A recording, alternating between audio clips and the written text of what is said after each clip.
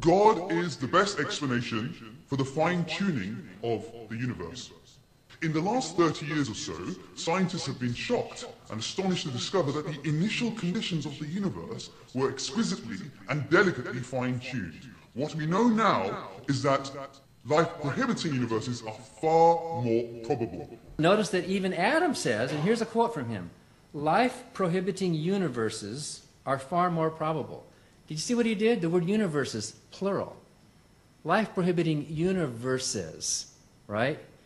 Assuming what a lot of people are saying, Paul Davies even saying, that the likelihood of a multiverse is very, very, very much more likely than it was before. The current Big Bang that we live in is one observable universe, but now cosmologists are using that word universe in a totally different way than they used to. Now cosmologists talk about the cosmos within which our universe is one, as Adam says, one of a possible plural number of universes. Here's an illustration that might help explain it. Suppose you're sentenced to death, and you're tied to the stake and you're blindfolded, and you were told that there's X number of expert riflemen shooting at you. They've never missed, and you're going to be executed by, it could be any number. It could be 1 billion or 1,000. Let's just say it's 100, just for illustration here, right? So you have the blindfold, and they have never missed. Ready, aim, fire. You hear the shots, boom. But you're still alive. How do you explain that? Did they all conspire to miss you? Did all the rifles jam? Is there did they just accidentally all miss?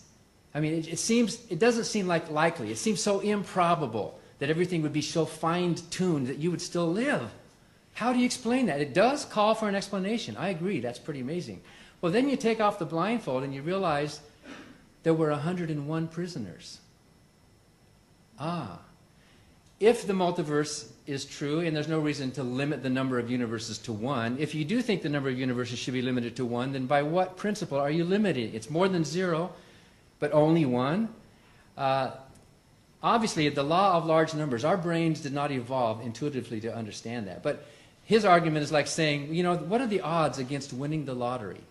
How many millions to one against buying? We should never buy a lottery ticket then. But somebody's going to win, and when they do win, do they think God chose them? Obviously, if you think of the law of large numbers, the fine-tuning argument evaporates.